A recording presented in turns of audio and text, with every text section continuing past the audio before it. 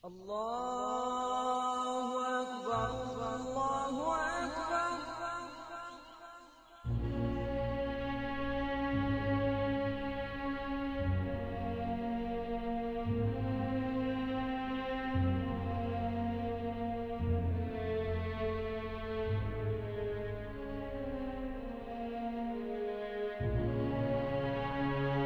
Ele era presidente da Sociedade Beneficente Muçulmana.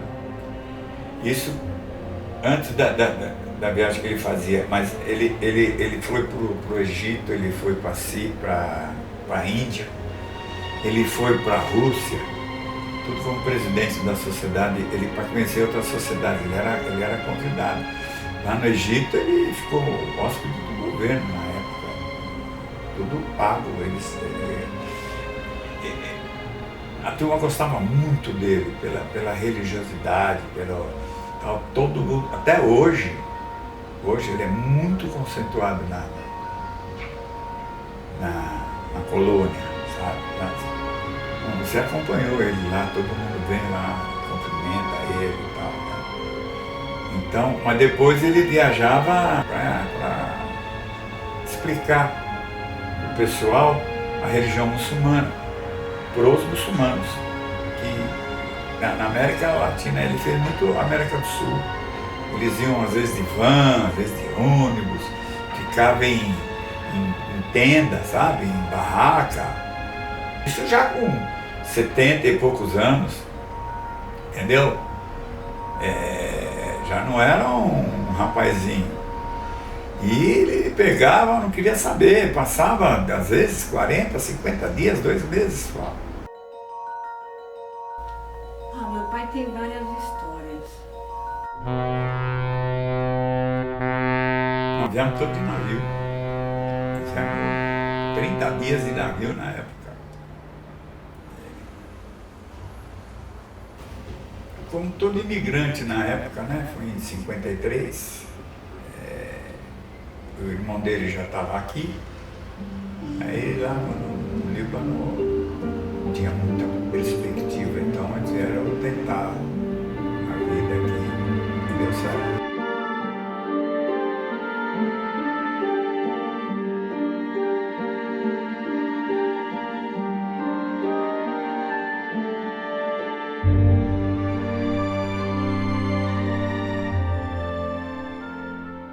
Você largar tudo para trás e vir para cá, começar uma vida nova aqui, com filhos pequenos, e ter que descer na casa de irmãos, tudo bem, mas com muita gente, né? Já é um transtorno.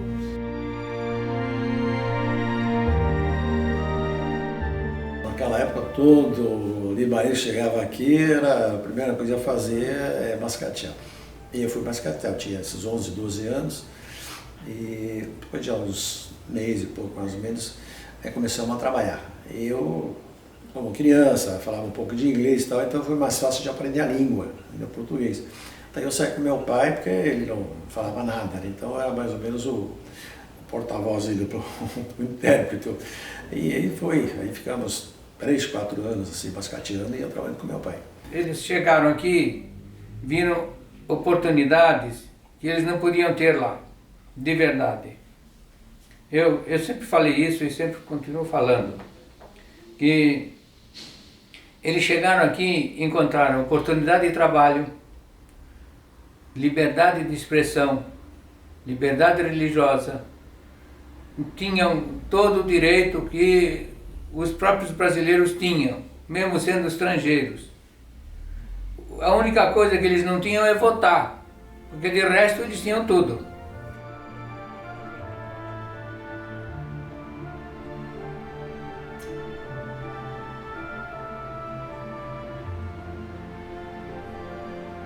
Bom dia.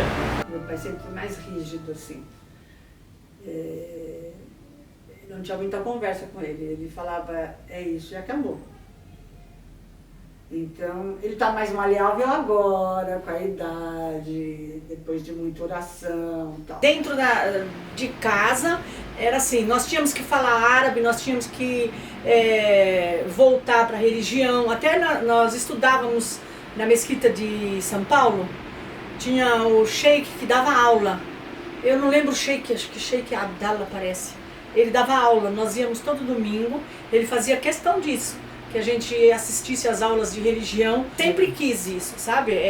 Para ele, o importante era que nós seguíssemos a religião do jeito que ele já estava seguindo, que ele aprendeu. Para ele isso era muito importante. Até hoje, ele continua querendo que a gente, sabe, siga direitinho a religião, que passe para os nossos filhos, para os nossos netos. Ele dá esse exemplo para a gente desde de pequeno. Meu pai, ele sempre prezou a educação. Meu pai era fundamental que a gente estudasse. Tinha uma escola perto da minha casa, da casa do meu pai lá, né, que dava aula de datilografia, que antigamente, né, ai, você vai fazer datilografia. Lá fui eu fazer datilografia. Aí tinha um outro lá, que era corte de costura. Você vai lá fazer corte de costura. Lá vai eu aprender o corte de costura. Ele fez isso com todos os filhos. É lógico que eu e meu irmão, a gente gostava disso e a gente seguiu isso. O meu irmão do meio, Mohamed, ele tinha mais o tino comercial do meu pai. Então ele trabalhava com meu pai na loja, então ele era um braço direito do meu pai na loja que meu pai tinha.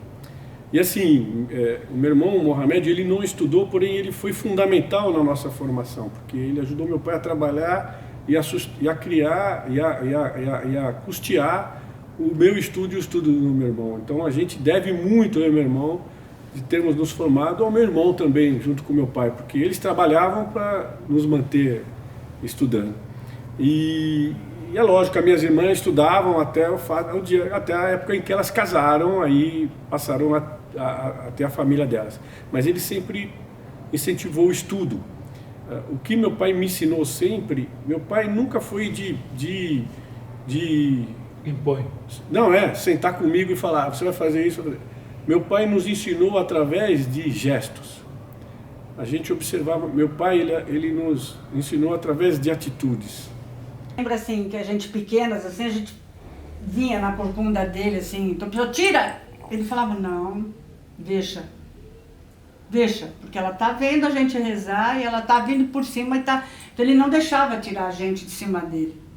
Ele dizia que o profeta Muhammad, quando os filhos, os netos dele vinham e também ficavam aqui nas costas e ele rezando. Então ele não deixava a gente tirar. Vamos supor, meus sobrinhos, alguém que vinha em cima dele, falava, deixa. É que ele está vendo como que é que reza. Então, desde pequeno, ele ensinou a gente na oração e hoje todos nós. Ele ensinava, né, as orações e fazia a gente, falava sempre para seguir a religião. Não precisava, ele não impunha para você ir na mesquita, mas a gente ia só de ver. Chegava pra gente e falava assim, vamos se lavar e vamos rezar. A gente era menino. Mas assim, meu pai, a gente estava sentado, lembro que essas coisas nunca saíram da minha cabeça. A gente estava sentado, todo mundo, os filhos, sentado numa hora do almoço, tal. Dava a hora da reza do almoço, ele estava junto com a gente, ele levantava, se lavava, colocava o tapete no meio da gente e rezava no meio da gente. Então a gente ficava constrangido de ver aquilo. Então a gente estava conversando, parava todo mundo de falar. Então a gente ia lá, se lavava e vinha rezar com ele, entendeu? Mas ele não falava, parem, vamos rezar. Ele fazia o que ele tinha que fazer. Então ele era um cara que ele falava assim, nós estamos aqui nesse momento de prazer, de toda a família, mas tem um momento de reza, peraí, vou parar e vou rezar. Então isso a gente via e falava, poxa, é isso, tem momentos para tudo. Então ele nunca chegou para a gente e falou, vocês vão fazer o Ramadã. Mas a gente via aquele senhor que trabalhava, que ia para a loja, acordava às 5 horas da manhã, chegava às 7 horas da manhã, fazendo o Ramadã, e a gente na boa vida, que só estudava, como é que a gente não ia fazer? Como é que a gente não ia se sacrificar? Então foi através de exemplos, através de atitudes que ele nos ensinou. E é isso que eu passo para os meus filhos, eu tento passar para os meus filhos hoje, eu ensino meus filhos através de gestos. Então, meu pai, ele me ensinou a ser honesto através de gestos, né? Eu ia com meu pai no mercado, cansei de ir com meu pai no mercado, chegava em casa, meu pai contava o que ele comprou e o troco. Eu já vi meu pai me pedir para voltar até o mercado para devolver R$1, porque deram R$1 de troco para ele a mais. Ele falou, eu estive aqui 10 dias atrás fazendo uma compra e passou batida aqui uma caixa de extrato de tomate. Não está na nota, então eu não paguei, eu vim para pagar. Os caras não acreditaram, né? Eu ia lá devolver, eu chegava no caixa e falava, ó, você deu uma... A menina ficava surpresa, não sei o que, não, tá aqui. Porque ele chegava lá, contava e falava, peraí, esse R$1 vamos descontar do salário dessa menina, leva lá e entrega para ela. Ele não precisava chegar para a gente e falar, você tem que ser honesto, né? Ele mostrava a honestidade dele.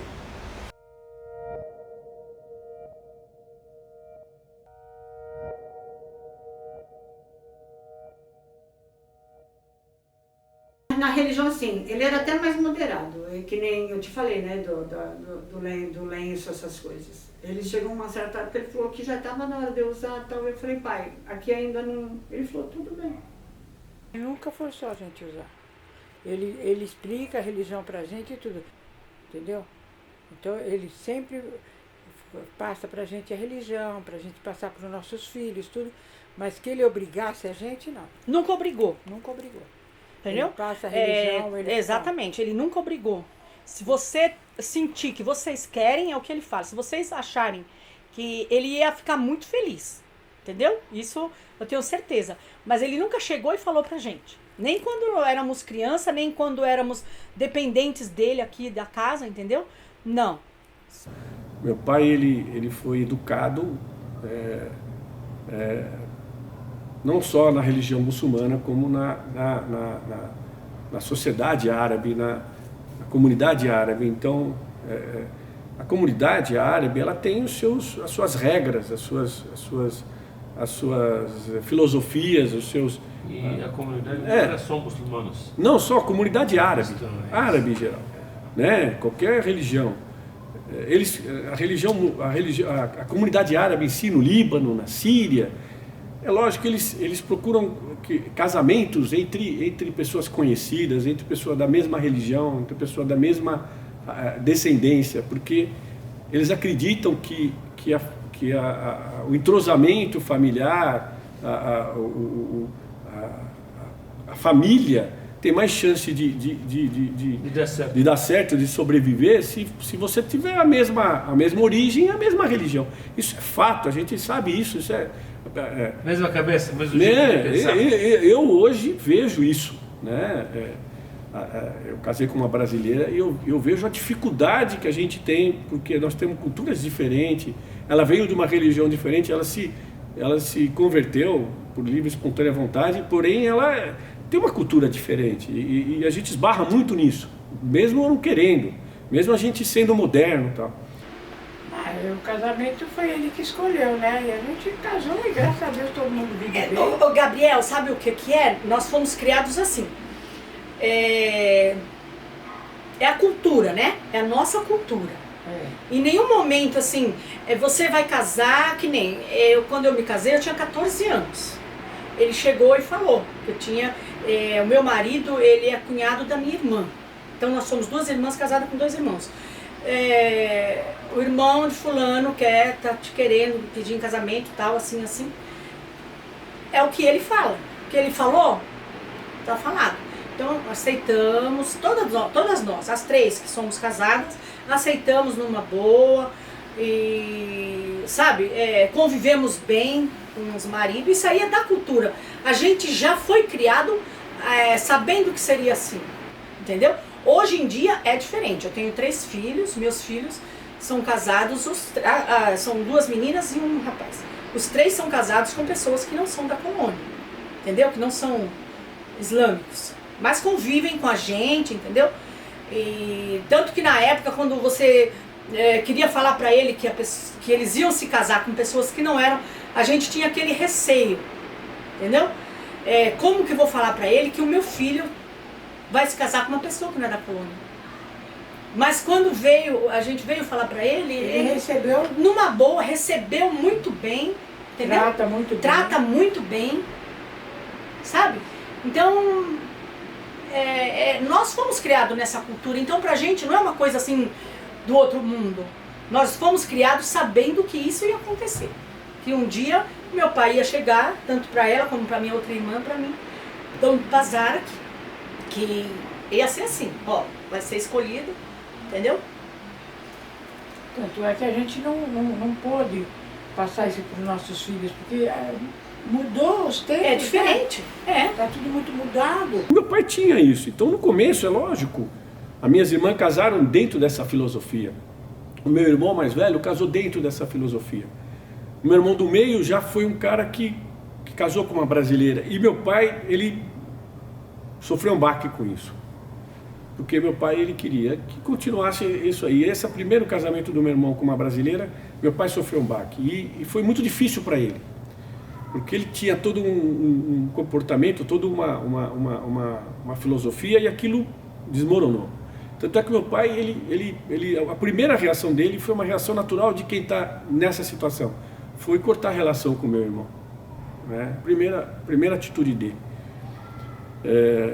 Mas ele é tão sábio, rapaz, ele é tão sábio que ele mesmo, ele começa a pensar nisso, ele começa a ver que talvez esse não seria o melhor método dele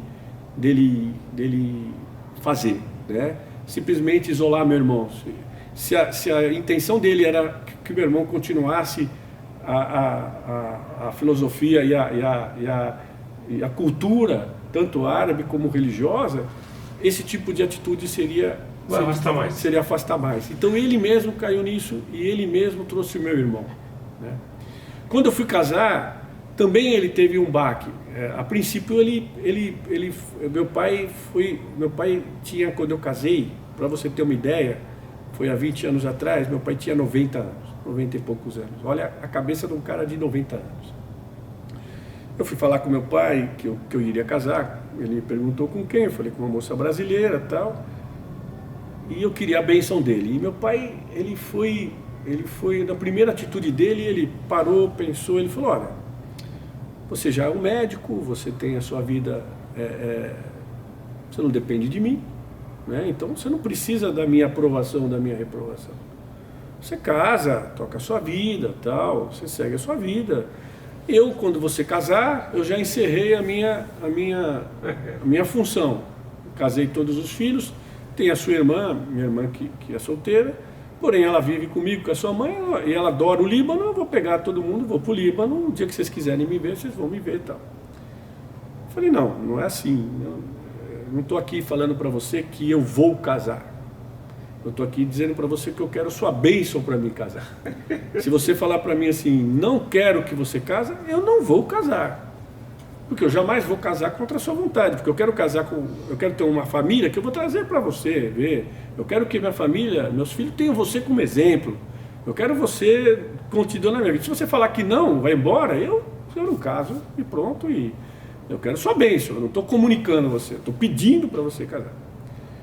Aí a primeira reação dele falou, não, você sabe que eu não quero tal. E aquilo me machucou muito, me magoou muito, assim, eu fiquei muito arrasado. E o que mais me arrasou foi assim, eu e meu pai, a gente teve sempre um relacionamento muito próximo, de conversar muito. Então meu pai me esperava voltar do hospital à noite, a gente jantava junto a hora que fosse, rezávamos junto a Salat el-Eish, e a gente jantava junto e ficava batendo papo sobre a vida e tal. E depois disso meu pai não me esperava mais. Ele ia dormir, eu chegava e ele estava no quarto dele. E aquilo me machucou. Eu fui para minha esposa, que é hoje, falei para ela, olha, esquece, não vamos casar, meu pai não aceita. E eu já falei para você, se meu pai não aceita, não tem casamento e vamos esperar. Se um dia ele aceitar, a gente casa. Mas se você não quiser esperar, você toca a sua vida, eu vou tocar a minha, pronto, final. Aquilo foi muito chato para nós, para mim, para minha mulher. Ela achou, ficou muito chateada e tal. Passou uma semana nessa situação. Um dia eu estou chegando em casa, meu pai está me esperando para jantar. Está sentado, esperando para jantar. Eu me cumprimentei, vamos sentar, vamos jantar. Jantamos, me perguntou como se nada tivesse acontecido, como foi no hospital. Pá. Falei que tudo bem, nós acabamos de jantar. Ele virou para mim e falou assim, isso me arrepia até hoje, que foi uma coisa que eu nunca esperava ouvir isso do meu pai com 90 anos. E eu vi, por isso que meu pai é algo superior, que para mim, ele falou para mim, você foi um cara que nunca falou não para mim. Tudo que eu falei para você, você sempre fez. Você sempre foi correto, você sempre foi um exemplo, você é um exemplo, você segue a religião, você... E a primeira vez que você me pediu alguma coisa, eu te falei não. Como é que eu posso fazer isso?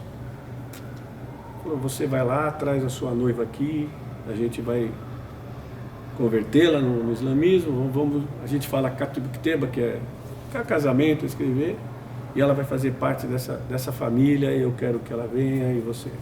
Isso foi a maior demonstração de amor e hoje meu pai, ele é tão sábio que ele ganhou uma nora que hoje é uma filha, ele considera como filha porque ela se enganjou na religião, e meus filhos todos juntos. Então, quer dizer, ele agregou a família, ele agregou o meu irmão, quando a primeira coisa, e agregou a família toda.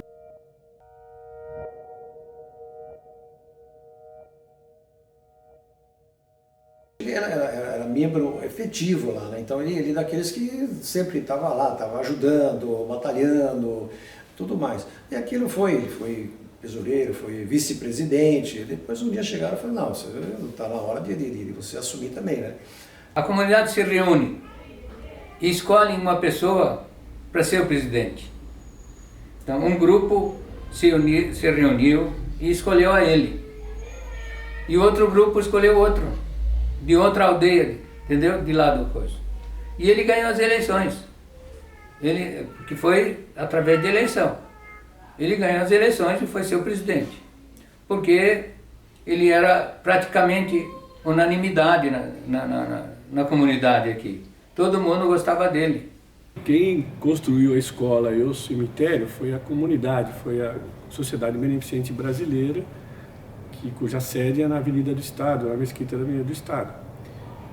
Meu pai, ele foi presidente da Sociedade Beneficente Muçulmana por um período, e nesse período em que meu pai foi presidente, coincidiu de ser inaugurada a escola e ser inaugurado o cemitério. Porém, não é que ele construiu, só ele e tal. Quem construiu foi a comunidade, e ele, sendo presidente num período, também contribuiu com isso. E ele teve a felicidade de estar no comando da sociedade como presidente na época que inaugurou. Mas isso é uma coisa que veio de muito tempo. Quem construiu isso foi a comunidade, com a ajuda de verbas vindas de países muçulmanos e com a ajuda da própria comunidade. E foi essa a história. لما كنت رئيس للجمعية، ما كنت رئيس للجمعية. شو كان أهدافك يعني شو كان لي؟ أهدافك شو عملت يعني؟ أنا؟ شو عملت للجالية؟ أنا لما نجحت برئاسة الجمعية نعم كان هدفي كله توحيد المسلمين. نعم لأنه كان كل الناس نعم كانوا فرقين لا جماعة. وهذا يشتغل الإنسان لمصلحة المسلمين. طبعا. طبعا. هذا A intenção de cada presidente é unir a comunidade sempre e trabalhar para o benefício da comunidade. Esse é o objetivo principal deles, né? Então, esse também era o objetivo dele, mas na gestão dele estava difícil, porque a nossa comunidade aqui é composta de pessoas de várias aldeias de lá. E esse regionalismo lá existe e transportaram para cá. É só ver regionalismo aqui. Então quem queria assumir a presidência é alguém de uma determinada aldeia e outro era contra, e assim por diante. Então a intenção dele foi essa. Em primeiro lugar, unir a comunidade. Essa é a intenção. E ele foi bem sucedido naquela época, porque ele era... todas as pessoas gostavam dele. Ele não tendia para lado de ninguém, né? Então ele teve uma boa oportunidade de unir a comunidade naquela época.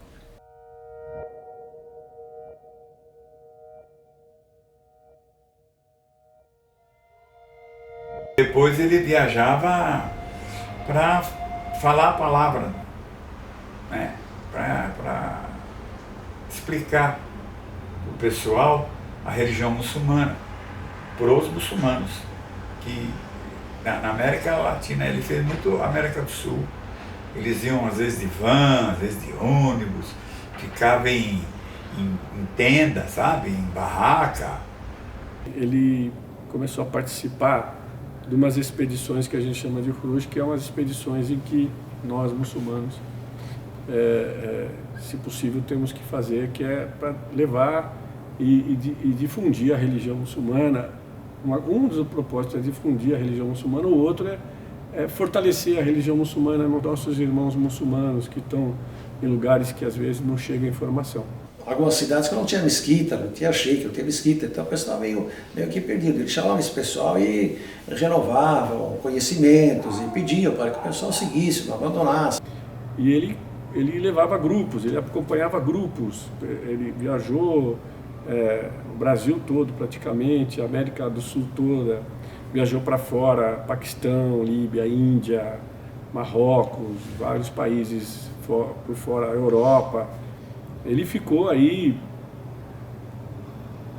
mais ou menos uns 8 a 10 anos fazendo isso aí direto, todo ano.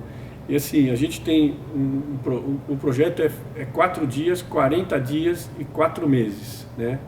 Que são os períodos que a gente faz esse tipo de... Como se fosse cursos. Como se fosse cursos, né?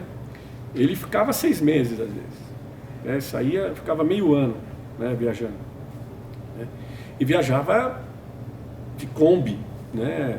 Não era de coisa confortável naquela época, não tínhamos. E grandes lembranças ele traz, porque tem muitas pessoas que lembram muito dele e vêm visitar ele, que lembram muito dele, dessa passagem, porque ele era o mais velho desse grupo sempre, né? A maioria eram pessoas mais novas e tal. Ele era uma pessoa mais idosa, que era mais uma pessoa mais de exemplo, que servia mais de exemplo. E fez um bom tempo isso.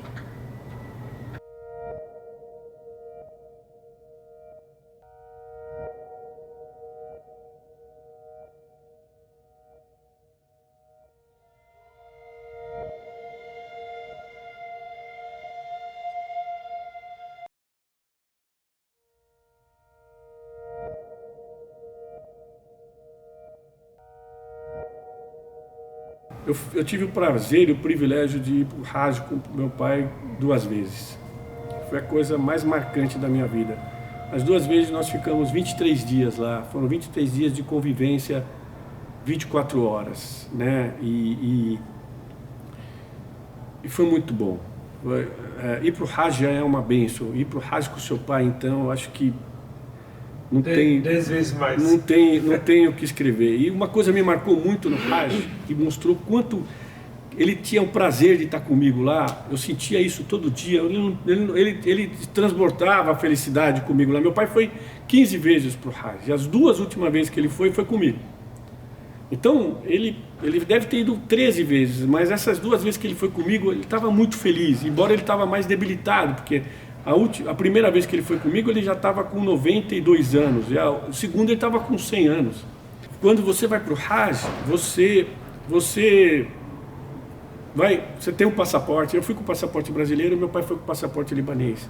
E quando você vai, tem uma etapa do Hajj que você vai para Arafah, que é onde tem um monte de Arafah, onde foi o profeta sallallahu alaihi wasallam recebeu as mensagens do Alcorão. E essa passagem é a passagem mais importante do Hajj.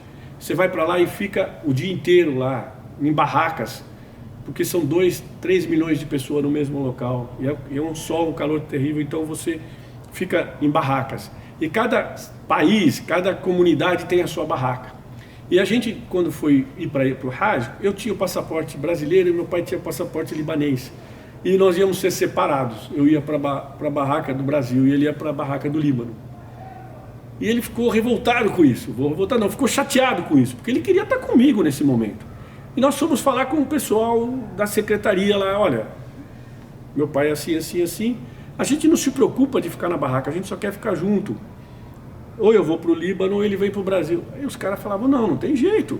Ele vai ter que ir para um lado, você vai ter que ir. Eu falei, rapaz, meu pai tem 90 anos, estou vindo com ele pro Hajj, é a primeira vez que eu estou vindo. Eu não vou largar meu pai. Se vocês vão falar que não vai, eu vou com ele de qualquer. Não podem, não sei o que e tal. Ele chegou, meu pai tentou explicar, não. Meu pai falou assim, quem é o chefe de vocês?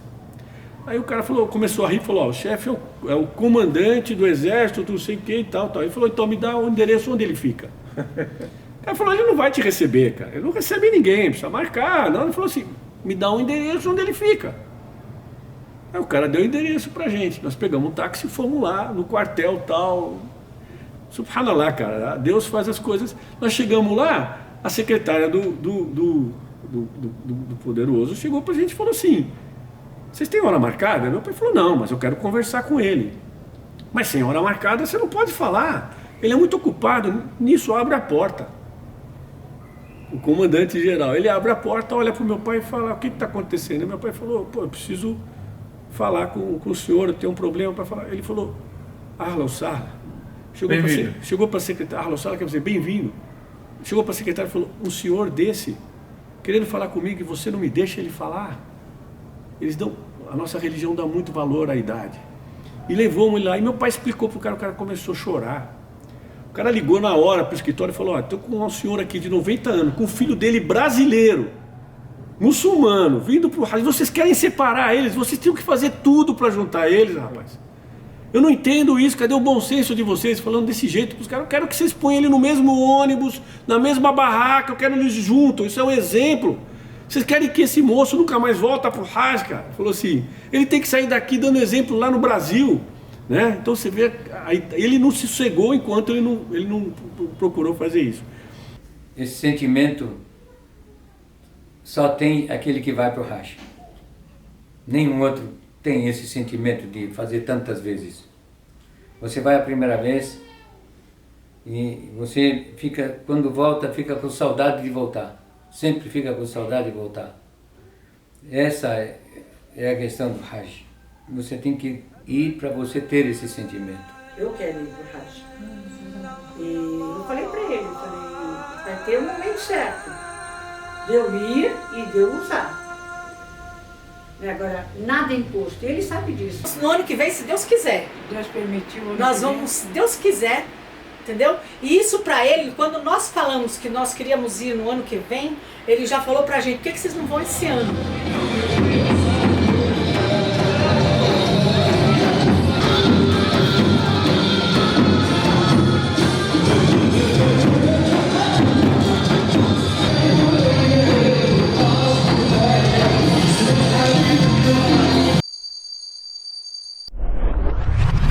O que mais me marcou no meu pai foi uma fase há uns 13 anos atrás. Meu pai tinha seus 97, 98 anos. Meu pai passou por uma doença muito terrível.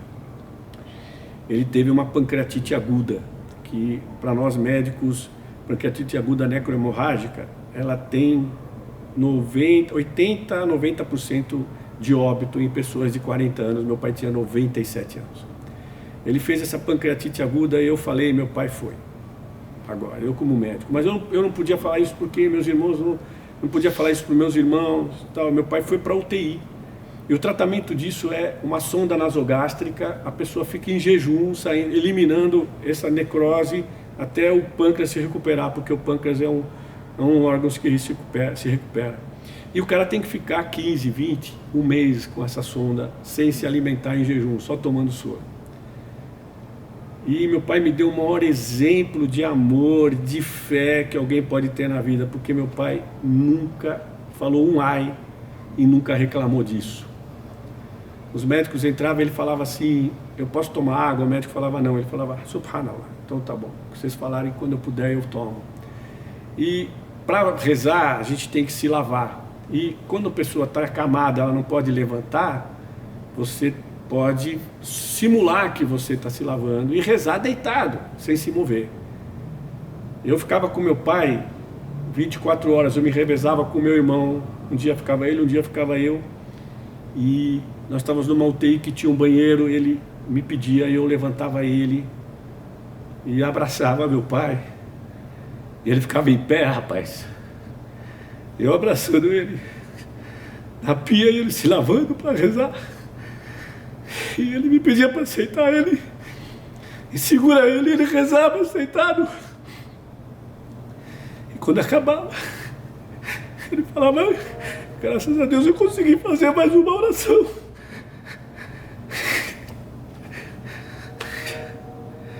Subhanallah.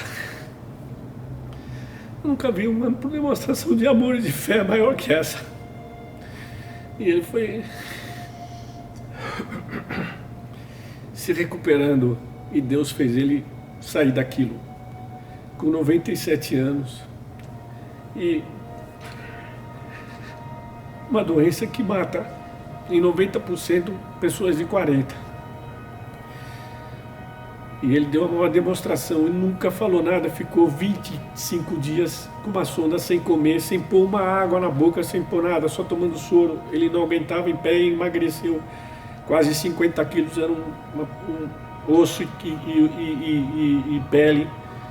E ele nunca perdeu a fé, nunca falou um nunca falou nada. Ele só falava assim, não me deixe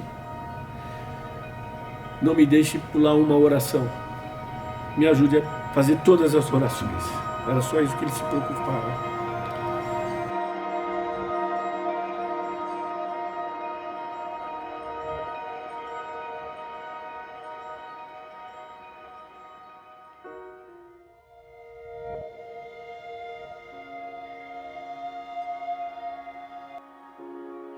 اسالك ليش ما بتشيلش المسبحه من ايدك؟ لأني بشيل المسبحة بسكت ما بالي. هاي بتدير بالي. بتذكر لازم اذكر الله. Ele fala que se ele não tiver com a maspa, é como se ele não tivesse saudando Deus. Então ele está com ela, que ele com a maspa na mão, ele está saudando Deus toda hora. Ele lembra que ele tem que saudar Deus, então ele não larga. Ele não larga nem para comer. Não é só no sacolão. Para comer, ele está comendo e está com a maspa na mão. حالك برازيلي أم لبناني؟ لبناني وبرازيلي. Os dois.